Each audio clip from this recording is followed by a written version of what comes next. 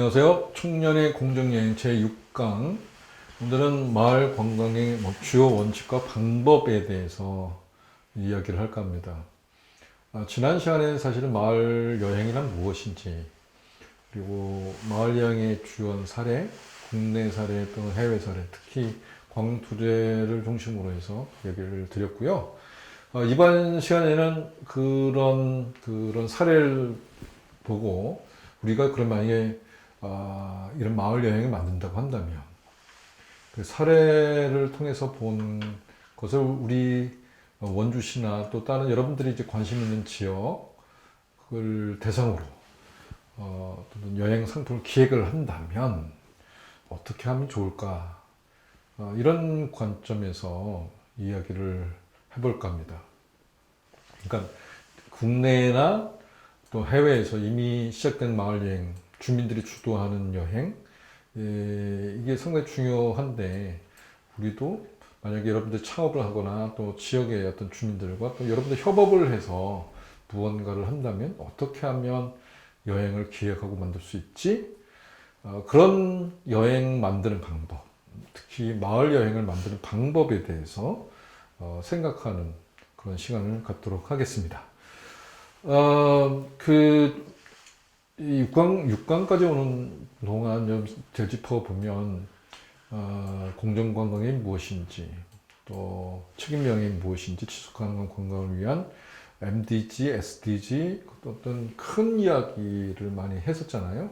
오늘 이 시간은 조금 더 우리가 구체적으로 내가 만약에 이런 것을 한다면 어떻게 하면 좋은가. 상품을 개발하는 과정.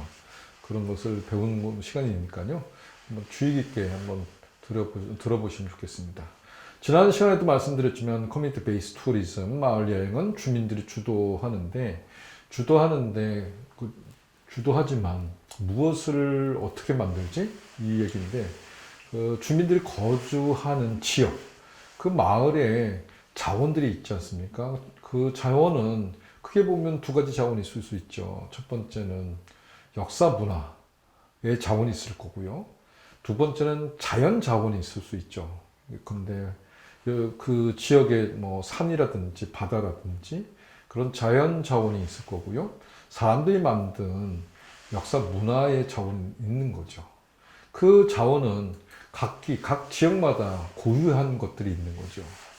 그래서 그 고유한 자원들을 어떻게 하면 엮어서 하나의 프로그램 먹고 그 다음에 체험하고 또 숙박하고 그런 과정으로 담는 거죠. 구슬이 서말이라도 깨워야 보배라는 말이 있잖아요. 여행 상품은 바로 그 지역의 자원을 엮는 과정입니다. 네트워킹하고 묶는 과정인 거죠. 근데 그러기 전에 기존에 있는 것들만 그렇게 묶다 보면 특색이 없을 수 있어요. 그러니까 뭔가 새로운 것을 만들려고 한다면 좀 더 깊이 이해를 해야 될 것 같습니다. 이것은 어떤 역사 문화가 있지? 이 역사 문화는 어떤 의미를 갖고 있는 거지? 자연 자원이라 하더라도 그것을 어떻게 해석하고 발굴하고 또 만들 것인가? 그런 관점에서 본다면 새로운 특징이 있는 똑같은 자연 자원이나 역사 문화 자원이라도 그것을 어떻게 보고 발굴하고 개발할 것인가에 따라서 새로운 어떤 프로그램이 나오는 거죠. 마치 음식을 만들 때 똑같은 재료라도 그 재료 갖고 만드는 순서와 또 그걸 만들 때 쿠킹할 때 온도라든지 그걸 생각하는 요리를 생각하는 어떤 셰프의 생각대로 작품을 만들 수 있는 거잖아요. 그런 것처럼 여행 상품도 맞습니다. 여러분들이 하고자 만들고자 하는 거에 지역에 여러분들만의 생각으로 또 눈으로 그런 생각으로 상품을 개발하고 만들 수 있습니다. 그런 과정 중에 제가 얘기를 하고 싶은 거는 이 요리도 그렇지만 이 관광이라는 상품은 일반 상품하고 좀 다른 특징을 갖고 있어요. 그러니까 다시 말해서 첫 번째는 보통 요리를 만들면 우리가 주문을 하잖아요. 주문하고 그 밥을 먹거나 뭐 어떤 물건을 사거나 이렇게 되는데, 관광 상품은 먼저 다시 말해서 이게 뭐냐면 시차가 있어요. 먼저 내가 돈을 내고, 그 다음에 물건이 나중에 경험하는 특징이 있어요. 그러니까, 선납을 먼저 하는 거죠. 관광 상품은 돈이 먼저 거래가 되고, 그 다음에 그 경험을 나중에 하는, 또는 생산과 소비가 동시에 일어나는 경우가 많이 있습니다. 그 다음에 계절성이 있습니다. 그래서 관광은 다른 것보다 실내가 아니라 실외가 많기 때문에 계절적으로 어떤 날씨나 또 기후나 또 성수기 비수기 어떤 주말이냐 주중이냐에 따라서 그런 어떤 상품의 그 내용이 달라질 수 있습니다. 그래서 계절성이 있다고 하고요. 그 다음에 관광 상품은 재고가 없는 것처럼 또 저장성이 없습니다. 그래서 뭐 이렇게 쌓아놓고 있는 게 아니고 그냥 무형의 자산인 겁니다.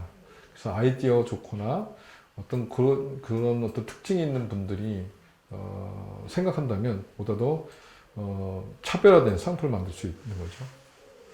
그 다음에 가격 체계의 불안전성을 얘기를 할 수 있습니다. 근데 짜장면 값 하면 똑같은 값을 받잖아요. 한 그 가게에서. 근데 이것은 주중과 주말이 다르고요. 그 다음에 개인과 단체 요금이 다릅니다. 그래서 가격이 약간 불합리하다라고 생각할 정도로 약간 그 가격 체계의 불안전성 이런 것들이 있습니다. 그 다음에 서비스 질에 따른 차별화가 있습니다. 그러니까 이게 음식을 나누면 그냥 나오긴 하는 거지만 누가 어떻게 설명하느냐에 따라서 똑같은 지역을 방문해도 그 서비스의 내용과 그 만족도가 완전히 달라집니다. 그 다음에 그 동질성이라고 하는데요. 본질적으로 비교 가능한 동질성을 갖고 있다. 그래서 상품에 대한 구성 요소는 비교하고 또 그런 동질성을 갖고 있습니다. 마지막으로 유일성이라고 하는데 이게 뭐냐면 똑같은 지역을 방문하더라도 어떤 식으로 설명하느냐, 어떤 측면으로 다가서느냐에 따라서 그 차별화가 가능하다 이렇게 얘기할 수 있습니다. 그 다음에 지속 가능한 여기서 그런 관광이라는 것이 갖고 있는 특징을 마을 여행 관점에서 본다면 좀 다릅니다. 여행은 제가 볼 때는 기본적으로 길과 마을의 연속이라고 저는 생각이 듭니다. 그러니까 교통이라든지 움직이는 이동성을 통해서 여행을 느끼기도 하고, 머무는 마을이라든지 어떤 지역에서 머물면서 느끼는 것. 그래서 움직이는 것과 또 체류하는 것과 머무는 것과 이런 이런 것으로 그 여행은 이루어져 있습니다. 그리고 주민들이 어떻게 참여하고 교류하느냐에 따라서 여행의 상품의 질이 완전히 달라집니다. 똑같은 지역을 방문하도 그냥 스치듯이 방문하고 그 지역을 체감하는 것과 그 지역에 사는 주민들을 만날 때, 교류할 때 느끼는 상품의 질은, 그것의 깊이는 사뭇 다릅니다. 그래서 제가 공정여행과 기존의 여행이 다르다라고 하는 거예요. 제일 핵심은 뭐냐? 그냥 체험하는 게 아니라 교류하는 겁니다. 이건 기존에도 처음에 첫 강의 때도 제가 말씀드렸지만, 여행지를 방문하는 것도 중요하지만 그 여행지를 어떻게 방문하느냐, 그 방문한 사람들과 어떻게 교류하고 만나느냐에 따라서 여행의 그 어떤 질적인 변화, 또 감동, 실질적인 어떤 여행의 질을 높이는 것으로 될 수 있다, 이런 말씀 제가 드리게 됐습니다. 여기 이제 소개하는 책은 이제 그 일본 책인데요. 관광 맛집 쭈꾸리라고 되어 있는데, 관광으로 마을 만들기. 맛지라고 하는 거는 마을이라는 뜻이고, 쭈꾸리 하면 만들기라는 뜻입니다.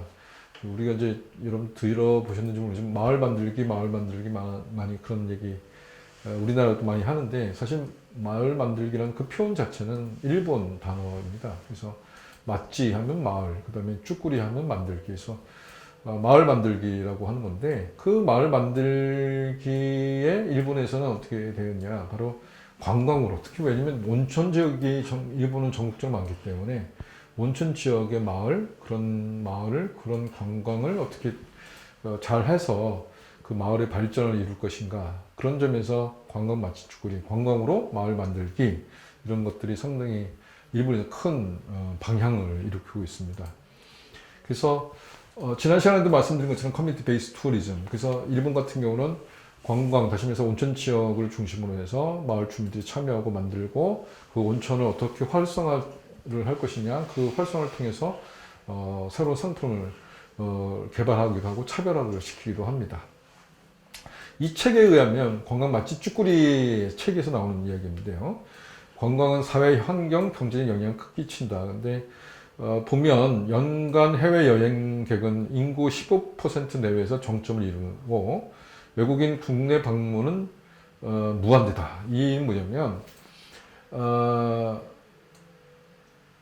그 외국인이 그 찾아올 때의 경제적 효과가 훨씬 크다는 이야기입니다. 그래서 1인 인구 감소, 만약에 이제 그 지역에 태어난 사람이 인구가 감소할 거 아니에요? 요즘은 아이를 많이 안 낳기 때문에, 그래서 인구가 자연적으로 이제 감소하는 추세인데, 그런 감소하는 추세를, 그 지역의 그 감소하는 추세에 대한 그 경제적인 마이너스를 어떻게 하면 회복할 것인가 봤더니, 만약에 외국인이 7명이 방문하면 인구 1인이 감소하는 만큼 그 외국인이 7명만 와도 그걸 비등하게 다시 만들 수 있다는 겁니다.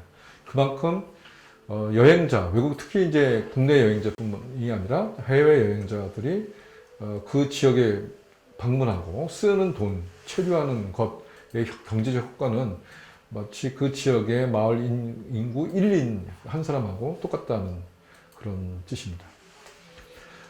그 다음에 말씀드리고 싶은 거는 마을 관광의 4가지 주요 요소를 얘기를 드리고 싶은데, 이제 이 마을 여행을 만들기 위해서는 이 4가지 요소를 꼭 생각해 봐야 된다는 겁니다. 첫 번째는 자연 자원과 문화입니다.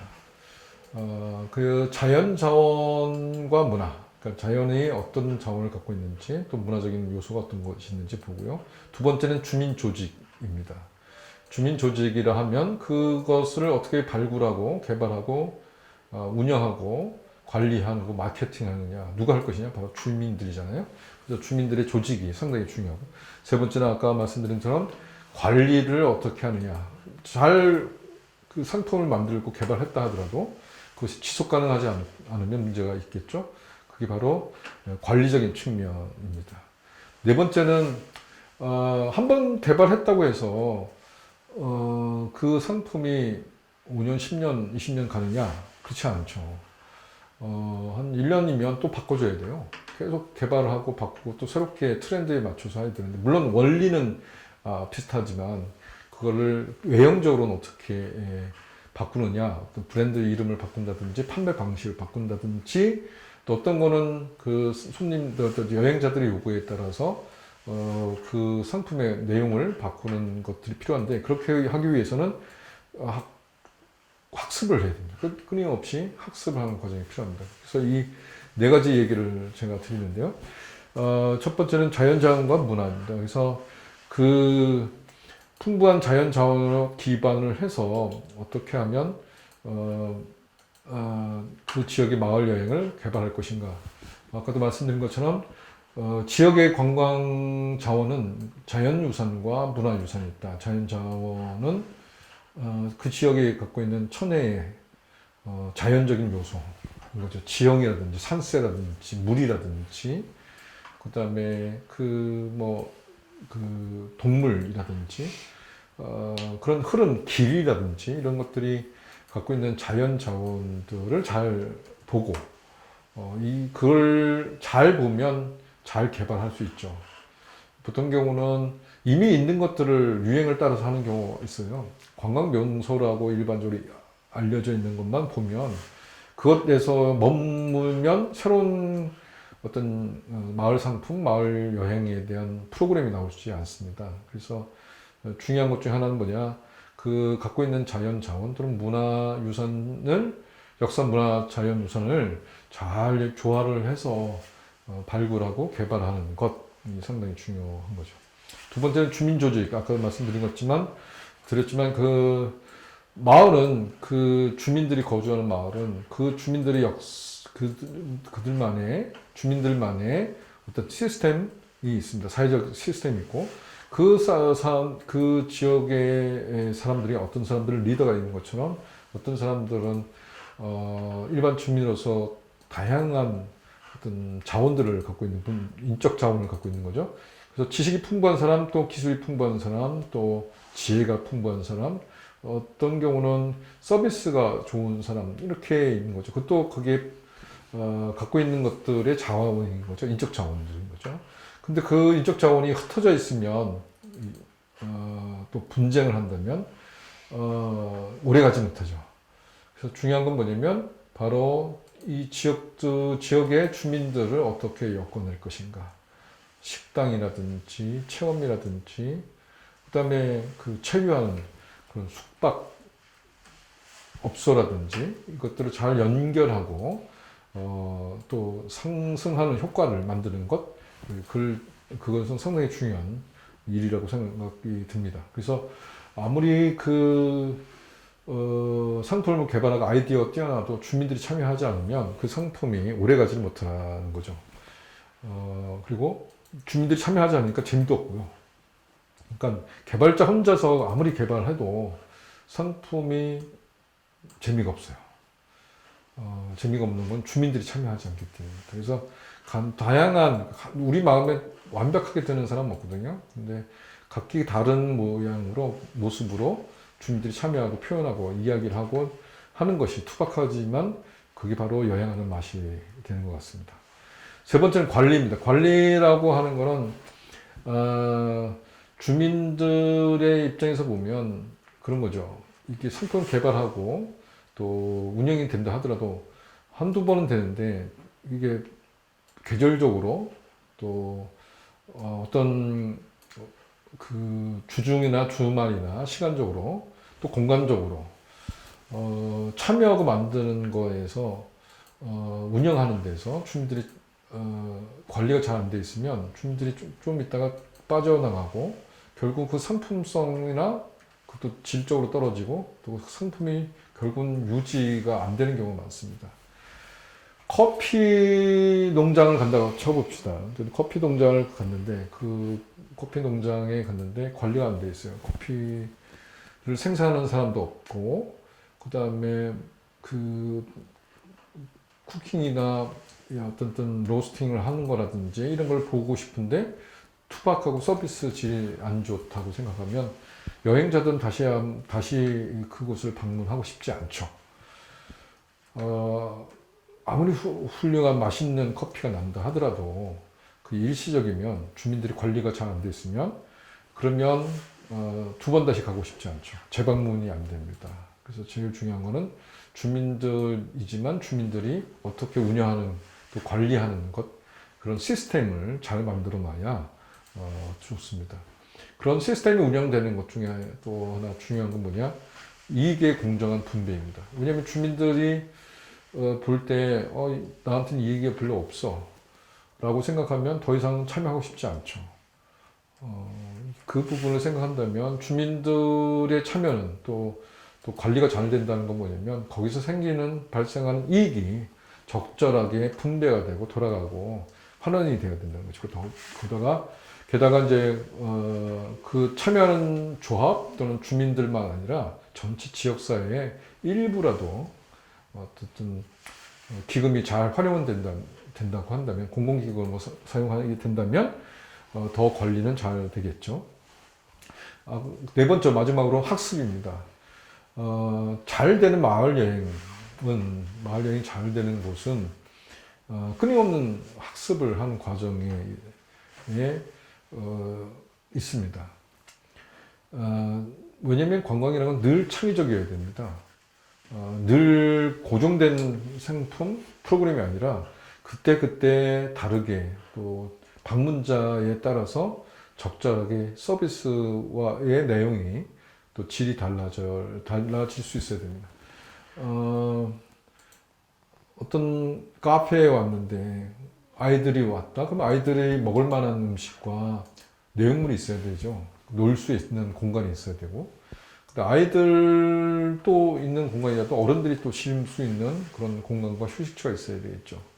그렇게 다양한 사람들이 찾아올 때 그 다양한 사람들의 눈높이와 기대에 걸맞는 그런 것을 운영하려고 한다면 이런 관리하고 운영하는 사람의 유연성, 그다음에 그것을 잘 운영하는 노하우가 계속 발전이 되려고 한다면 바로 학습이 다른 사례, 다른 지역의 내용을 계속 공부하고 그래서 우리 동네는 우리 지역은 어떻게 하면 더 좋지? 이런 것들을 계속 만들어가야 하는 것이 상당히 중요합니다. 그 다음에 제가 말씀드리고 싶은 건 이제 커뮤니티 베이스 투어리즘은 마을 공동체 개발의 도구라고 할 수 있습니다. 관광이 정말 제가 볼 때 양날의 칼 같아서 어떻게 보면 북촌 사례를 볼 수 있는 것처럼 오버 투어리즘이나 어떻게 보면 지역의 거주민들에게 상당한 피해를 주고 또는 집값이라든지 지대값만 올라와서 영세한 거주민들, 다시 말해서 세입자들한테는 불평부당하고 그래서 쫓겨날 수 있는 위협에 몰려 있기도 하지만 또 한편으로 잘 활용하면 그 지역의 경제나 또 환경 보전에도 큰 기여를 합니다. 그래서 특히 커뮤니티 베이스 투어리즘, 다시 말해서 마을 여행은 그런 관점에서 악한 요소, 부당한 요소는 줄이고 어떻게 하면 지역의 경제에 도움이 되고 또 자연 보존에 기여할 것인가 그런 관점에서 본다면 마을 여행은 지역 경제, 마을 공동체 개발에 아주 중요한 도구, 툴이 될 수 있는 거죠. 그래서 말씀드리고 싶은 거는 마을 여행을 통해서 지역 개발도 하고 주민들이 참여해서 기꺼이 즐거움을 느낄 수 있는 그리고 아이들의 다시 말해서 미래 세대도 유지 관리될 수 있는 자산으로 남을 수 있느냐 이런 관점으로 마을 여행을 보시면 좋겠습니다. 그래서 여기 소개하는 것 중에 10대 원칙이 있습니다. 마을 관광의 10대 원칙. 그래서 첫 번째는 지역을 인식하고 지원하고 촉진시켜라. 이 얘기는 뭐냐면 지역의 자산들을 잘 보고 그것들을 어떻게 하면 지원하고 촉진시킬 것인가 하는 거고요. 두 번째는 모든 측면의 시작부터 지역 주민들을 참여시켜라. 그러니까 기획자가 다 만들어 놓고 지역 주민들 나중에 참여시키는 게 아니라 처음 그 상품을 기획하고 만들 때부터 주민들하고 토론하고 얘기하고 이러면 어떨까? 어떤 것들이 더 좋을 것인가? 주민들 입장에서 보면 불편하지 않은 방법이 뭘까를 생각할 수 있는 거죠. 주민들에게 물어보면 그 주민들이 갖고 있는 자산, 역사, 문화를 이야기를 해주거든요. 그걸 잘 활용하면 정말 좋은 여행 프로그램을 개발할 수 있거든요. 그래서 내 머리에서 나오는 것보다 사실은 지역 주민이 갖고 있는 역사, 문화의 자산, 그런 경험에서 나오는 여행 프로그램이 상당히 오래 갑니다. 그 이유는 뭐냐면 그 자부심 같이 있거든요. 그리고 그 지역에서만 만날 수 있는 거거든요. 그래서 그 상품을 개발하고 프로그램을 만들 때는 지역 주민들이 참여하고 만들고 운영하도록 하는 것이 가장 좋습니다. 그리고 그렇게 하려고 한다면 세 번째가 있겠죠. 그렇게 하기 위해서는 지역의 자긍심을 고취시켜라. 그 주민들한테 자긍심 주는 것이 상당히 중요합니다. 이게 상당히 중요한데 특히 농촌 지역이나 또 소도시 지역에서 보면 큰 도시하고 자꾸 견주어서 또 비교하면 자긍심이 떨어지거든요. 자존감이 상하고 그렇게 해서는 상품이 또 프로그램이 발전하지 않습니다. 가장 중요한 건 지역 주민들에게 격려하고 자긍심 있고 우리가 같이 모이면 잘할 수 있다. 그렇게 하는 것이 상당히 중요합니다. 다섯 번째는 환경적 지속 가능성을 보장하라. 몇 번이나 말씀드릴 수 있는 건데 환경을 저해하고 폐해를 주면서 지속 가능한 상품은 있을 수 없습니다. 그래서 그게 바다 자원이든 생물 자원이든 그다음에 그 여러 가지 그 농산어촌에서 볼 수 있는 그런 고유의 자산 그건 인간이 만들지 않은 자연이 만든 어떤 풍경이잖아요. 그것 보러 사람들이 오는 겁니다. 그래서 그게 볼품없어 보이더라도 오히려 그것이 큰 자연자산이 될 수 있고, 여행지의 문화적 요소로만큼이나 사람들이 감동을 힐링을 줄 수 있는 것, 이런 거 잊지 않으셔야 될 것 같습니다. 그 다음에 그 여섯 번째, 고유의 특징과 지역 문화를 보존하고, 일곱 번째, 문화를 서로 배우는 것을 조성하라 입니다. 그래서 문화를 존중하고 서로를, 다른 문화를 서로 배우는 것. 누가 더 우월하다고 생각하지 않고 문화에 대해서 서로 배우는 것들이 상당히 중요하고요. 그 다음에 인간의 존엄성을 존중하는 것. 그다음 아홉 번째는 이익은 주민들 사이에 공평하게 분배하라라는 겁니다. 그러니까 공동체적으로 만들었으면 공동체적으로 약간 나눠야죠. 그것들이 안 나눠주면 부당하다고 생각하거든요. 그다음에 열 번째, 수입 중 고정된 비율의 일부는 지역 발전의 프로젝트를 위해 적립하라 이건데, 그게 아주 작은 0.1%는 1%라도 가능하면 지역의 어떤 공동의 발전을 위해서, 그러니까 참여자들뿐만 아니라 그 참여자가 거주하는 지역의 공동체에게 기여할 수 있는 그런 자금, 어떤 기금으로 쓰일 수 있도록 하는 게 중요하다는 말씀입니다. 이제부터는 이제 구체적으로 이런 원론적인 얘기에서 지금부터는 어떻게 하면 마을 여행을 만들 것인가, 이 얘기를 이제 하고자 합니다.